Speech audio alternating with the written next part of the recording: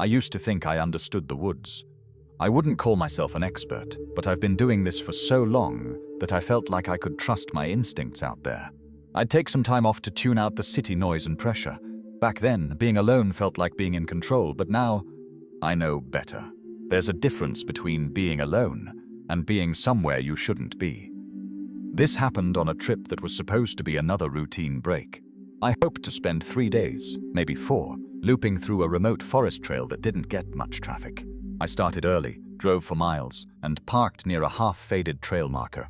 The first day was uneventful in the best way, with clear skies, and that familiar silence that makes you feel like you've got one foot in heaven. By the second day, I hadn't seen another person, and I wasn't hoping to. Right when it seemed like nothing could possibly go wrong, the weather suddenly changed. Wind moved through the trees in uneven bursts, like something pushing through instead of flowing naturally. I checked the sky and saw a wall of dark clouds building in the distance. I figured I could manage it. After all, I'd dealt with rain before. That assumption didn't last long. Within the hour, the wind picked up hard enough to bend branches and send loose debris skidding across the ground. Then the rain hit, heavy and immediate, soaking through everything faster than I could adjust. The trail started disappearing under water and mud, and visibility dropped enough that I had to slow down. I wasn't panicking, but I knew I needed cover. Staying exposed out there wasn't an option. That's when I saw the cabin. It sat lower than the trail, tucked between a cluster of thick trees like it had been placed there on purpose. Not visible unless you were already close. I almost missed it. The structure was small, just one room from what I could tell, with a slanted roof and darkened wood that had clearly taken years of weather. It didn't look maintained, but it didn't look abandoned either. In that moment, none of that mattered. It was shelter. I made my way down to it, slipping once on the wet slope before reaching the door. It didn't have a proper handle, just a simple latch that gave way after a firm push. The inside was dim, the only light coming from the doorway behind me. It smelled stale, like damp wood and something older underneath it. Still, it was dry, and that was enough to pull me inside. The space was bare but not empty. A small table sat near the wall, uneven on its legs. There was a narrow cot frame pushed into the corner, and a stack of folded fabric that might have been blankets at some point. I dropped my pack and took a moment to breathe, letting the sound of rain on the roof settle into the background. For a few minutes, it felt like I had gotten lucky. Then I started noticing things. There were items in the room that didn't match the age of the cabin. A plastic container half filled with water. A pair of worn boots near the wall, positioned neatly like someone had taken them off with care. A tin cup on the table with a thin film of dust, not untouched but not recently used either. It gave the place a strange feeling, like it was used irregularly but deliberately. What bothered me more were the marks. Near the door, the wood was carved with uneven lines deep enough to catch the light at certain angles. At first, I thought they were just damages caused by age or weather. But they were too concentrated, too intentional. Some were vertical, others slashed across them in short bursts. They weren't decorative. They looked like someone had been keeping track of something, or trying to get through. I checked the door more closely after that.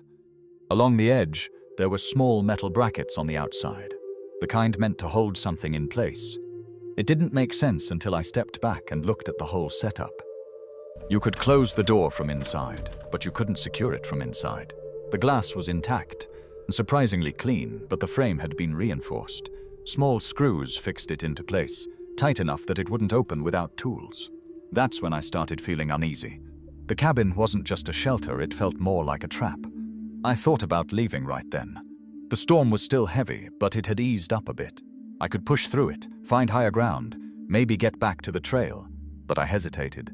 Everything I had was soaked, the wind was still aggressive, and I convinced myself I was overthinking it. Whoever used this place probably just wanted to keep animals out. That explanation didn't sound solid to me, but I held on to it anyway. Time passed slowly inside that cabin. The rain was loud enough to blur everything else, turning each minute into hours spent worrying about what could or could not happen. I sat on the floor near my pack, watching the door more than anything else. I don't know how long it had been before I started hearing a soft scrape. At first, I thought it was just the storm moving things outside or a loose branch dragging along the wall. But then I heard it again. I held still, listening. Another sound followed, but this time it sounded like a footstep, then everything suddenly went quiet. Whoever, or whatever it was, had stopped right outside the cabin. I didn't move. I didn't even breathe properly. Every part of me was focused on the door, waiting for someone to push it open or walk right in. But no one did. Instead, the latch moved slightly. At first, I thought whoever wanted to come in was trying to sneak in undetected, but I was wrong. That's when it hit me. If someone was out there, they could have come in already.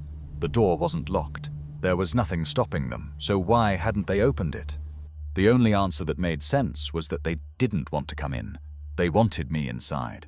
That thought snapped me back to my senses. I grabbed my pack and moved toward the door, trying to stay quiet, trying not to panic. I didn't care about the storm anymore. Whatever was outside was worse. I reached for the latch, hesitated for half a second, then pulled it open. The door didn't move. I pulled harder, but something was holding it from the outside. My heart raced as I pushed against it again, harder this time. The wood creaked, but didn't give. I stepped back, scanning the room for another way out, but there wasn't one. The window wouldn't budge. The walls were solid. The space suddenly felt smaller. Then came a slow, measured knock on the door. I didn't answer. I didn't move. Another knock followed. It was slightly harder this time. It wasn't aggressive. It even sounded like whoever was outside had all the time in the world. I backed away, my mind racing for options. I could try forcing the door again, or breaking through the window, but both would take time I didn't have. The knocks stopped, replaced by silence that felt heavier than the storm itself. And then the door budged slightly. I didn't wait. I threw my weight against it, forcing it open, and ran straight into the rain without looking back. I didn't check if anyone was there. I didn't try to understand what had just happened. I just ran. Branches hit my arms, the ground slipped under my feet, but I kept moving. I didn't stop until I reached higher ground, where the trees thinned and the storm felt less suffocating. Even then, I didn't slow down.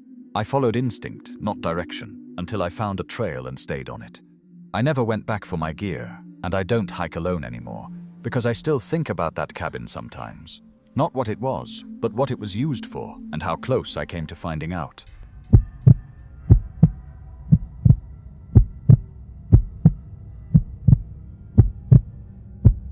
The problem with remote cabins isn't that they're empty. It's that sometimes they aren't, and the person who uses them doesn't want to be found. I don't go camping to prove anything. I go because it's one of the few places where things feel simple.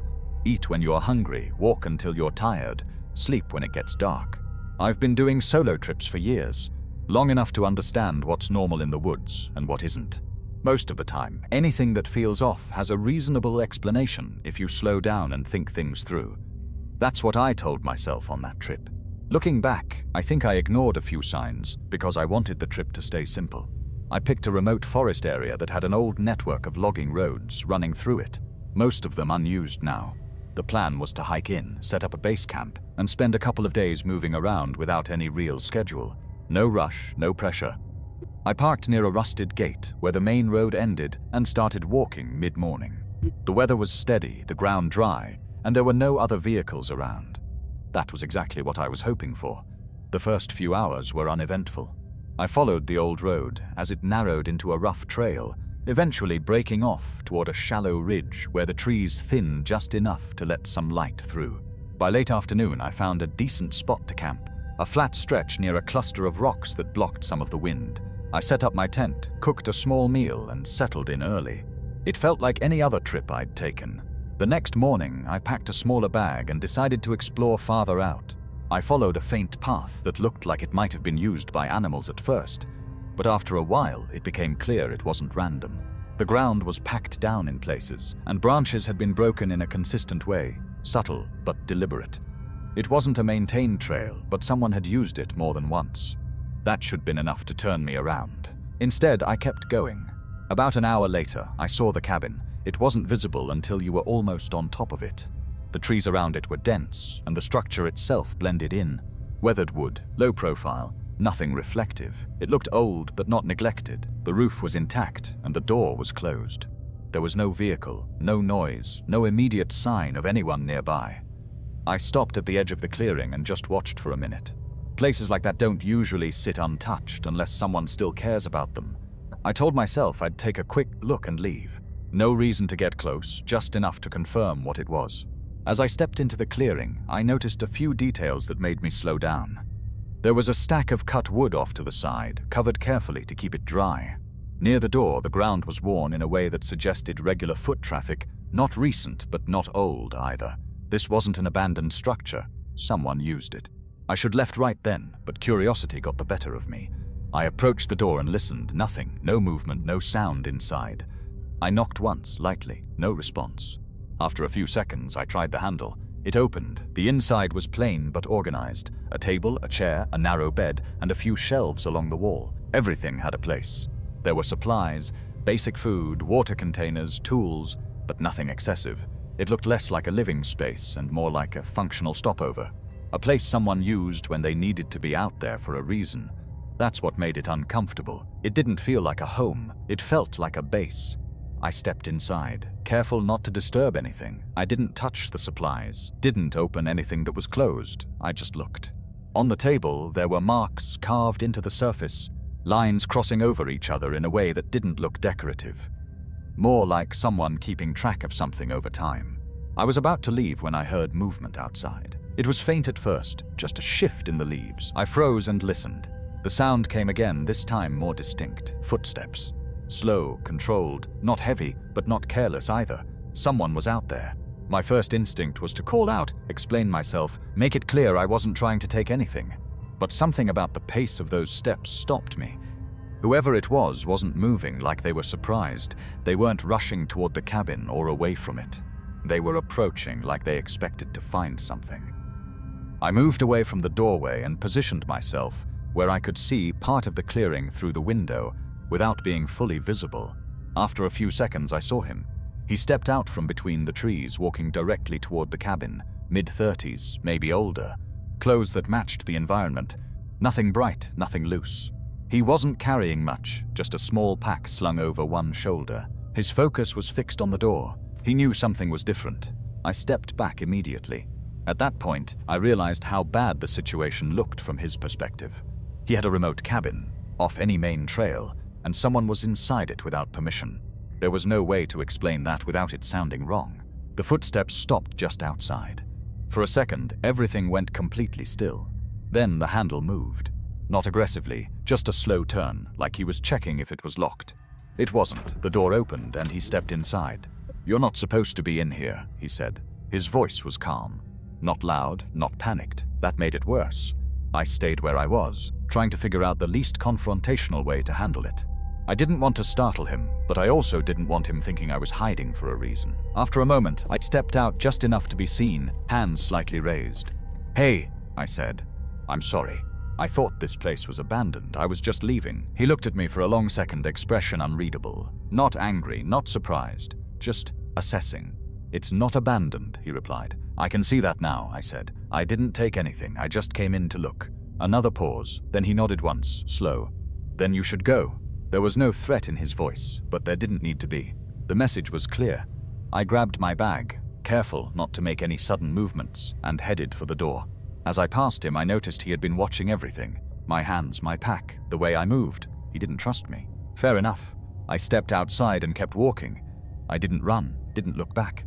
I just moved at a steady pace until the cabin was out of sight. Even then, I didn't stop. I followed the path back the way I'd come, paying more attention this time to the signs I'd missed before. The broken branches, the worn ground, the subtle indicators that someone used that route regularly. It wasn't hidden. I just hadn't been careful. When I got back to my campsite, I packed everything up. I didn't feel comfortable staying there another night.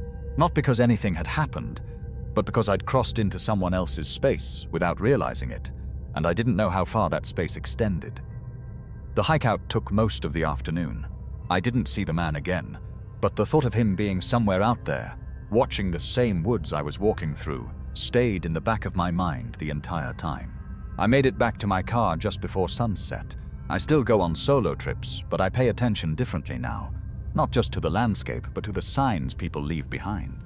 Because the reality is, even in places that feel empty, you're not always alone.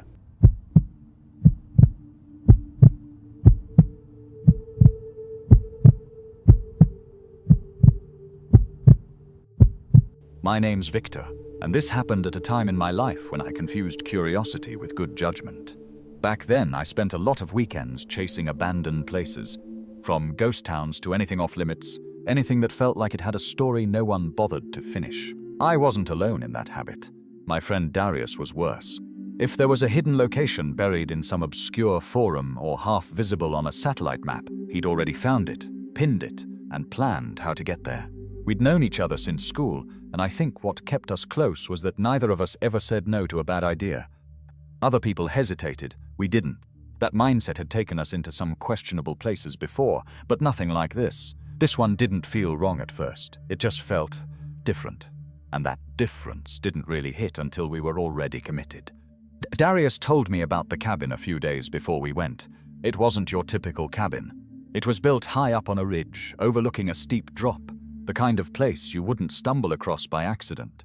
He'd found it while scanning terrain online, noticed a faint outline where no structure should have been, and decided it was worth checking out. According to him, it looked old but intact, maybe some kind of observation cabin or private lookout. We planned it quickly, packed light, drove out early, and followed a rough path that eventually disappeared into uneven ground and dense trees. The hike wasn't long, but it was awkward, steep in places, overgrown in others, like the land had started reclaiming whatever trail used to be there. By the time we reached the ridge, I wasn't even sure we'd find anything. Then we saw it.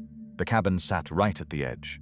Not behind the ridge, not tucked safely into the trees. Right at the edge, as if whoever built it wanted the full view with no barrier in between. It was small, raised slightly on uneven supports, with a narrow wraparound ledge instead of a proper porch. The wood was faded but solid, the structure holding together better than expected. There were no signs, no markings, no obvious path leading up to it. Just there. I remember stopping for a second, taking it in and saying, "This doesn't look abandoned." Darius just smiled and walked straight toward it. The door was closed but not locked. It opened with a dry, dragging sound that echoed more than it should have. Inside, the space was tighter than I expected, just one room, with a low ceiling and narrow windows along three sides. There was a table fixed to the floor, a bench along one wall, and a few storage compartments built into the corners. It didn't look like a place meant for comfort. It looked functional, but it also didn't look empty. There were items scattered in a way that suggested use, not neglect. A thermos near the table, a folded jacket, a coil of rope tucked into one corner. None of it looked new, but none of it looked forgotten either. It gave off the same feeling as a room someone steps out of, expecting to come back. I turned to Darius and said, "We shouldn't stay here." He shrugged it off. Said it was probably used by hikers or someone who came up occasionally. It made sense on the surface, but something about the setup didn't match that explanation. Everything felt too deliberate, too maintained in a quiet, controlled way. Still, we stayed. We dropped our packs and took some time to look around.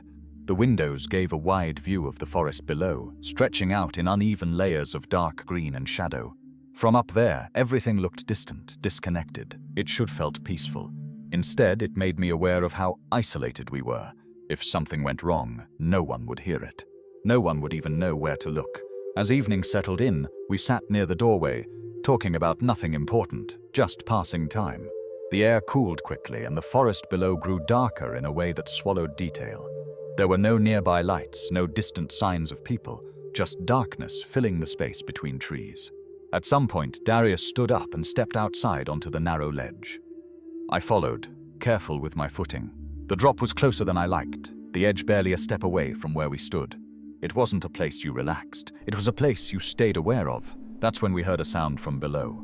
We both froze, listening. It came again, slightly clearer this time. Movement, controlled and deliberate, not random like an animal passing through. I looked over the edge, trying to see anything in the darkness, but there was nothing. Just the outline of trees and uneven ground far below. "You hear that?" I asked. Darius nodded, his expression tightening slightly. We went back inside after that. Neither of us said it out loud, but the mood had changed.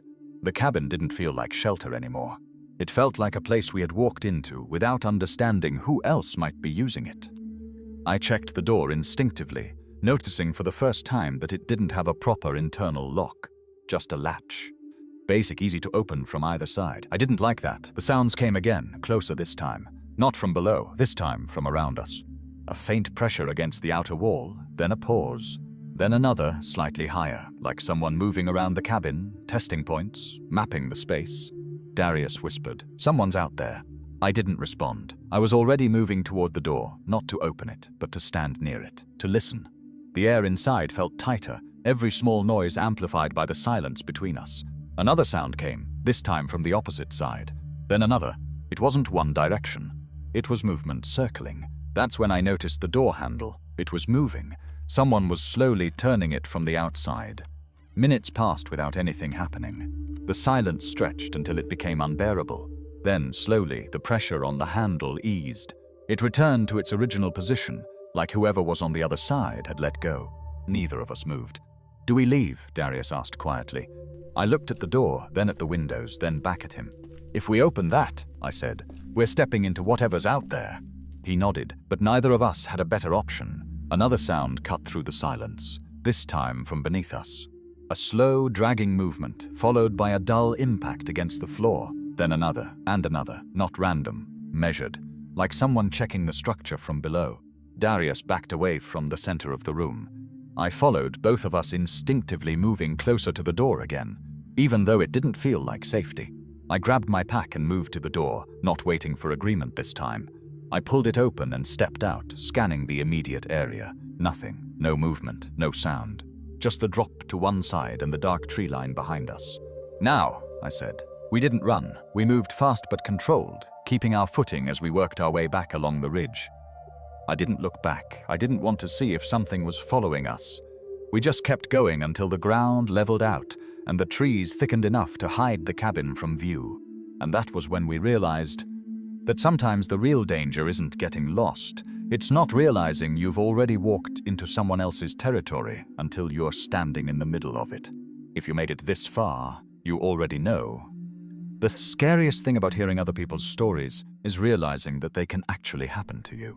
For more grounded, unsettling horror like this, make sure you subscribe to Deep Horror. There's a lot more waiting for you, and not all of it stays in the story.